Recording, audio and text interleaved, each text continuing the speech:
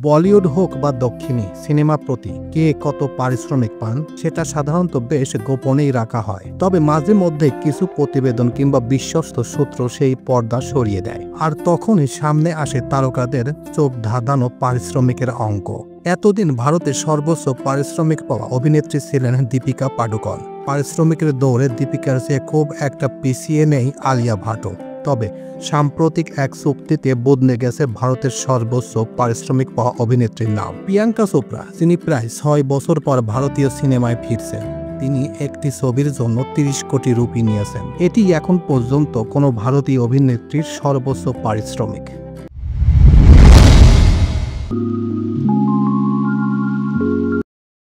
প্রিয়াঙ্কা ফিরছেন রাজমৌলির ছবিতে। এস রাজমৌলির পরবর্তী ছবিতে মহেশ বাবুর বিপরীতে অভিনয় করছেন প্রিয়াঙ্কা চোপড়া। একদিকে এটি তার বলিউডের প্রত্যাবর্তনের ছবি, অন্যদিকে দক্ষিণী ছবিতেও তিনি ফিরছেন 2 দশকের বেশি সময় পর।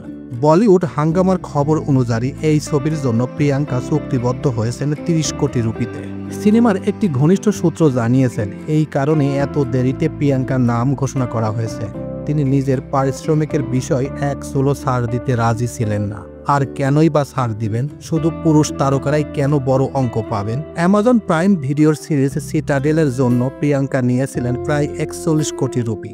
যদিও সেটি ছিল 6 ঘন্টার কন্টেন্ট, তাই সেই পারিশ্রমিকে স্বাভাবিক বলেছেন অনেকেই। তবে রাজমৌলি মহেশবাবুর ছবির জন্য তার নেওয়া 30 কোটি রুপি এখন পর্যন্ত কোনো ভারতীয় অভিনেত্রীর সর্বোচ্চ পারিশ্রমিক। দীপিকা আলিয়াদের ছাড়িয়ে গেলেন প্রিয়াঙ্কা।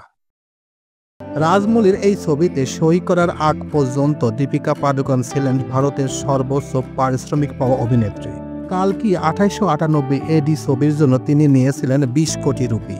আলিয়া ভাট ছবি প্রতি 15 কোটি, আর কারিনা কাপুর খান, ক্যাটরিনা কাইফ, কিয়া আদভানি, নয়নতারা, সামান্তা রুথ প্রভুদের পারিশ্রমিক 10 কোটি রুপির আশেপাশে। তাদের সবাইকে ছাড়িয়ে গেছেন প্রিয়াঙ্কা চোপড়া 6 বছর পর। 2015 সালে যুক্তরাষ্ট্রে পাড়ি জমানোর পর থেকে খুব একটা ভারতীয় ছবিতে দেখা যায়নি প্রিয়াঙ্কাকে। জয় জঙ্গলের পর তিনি অভিনয় করেছেন কেবল একটি হিন্দি ছবিতে, দ্য স্কাই ইজ পিঙ্ক, যেটি মুক্তি পেয়েছিল 2019 সালে।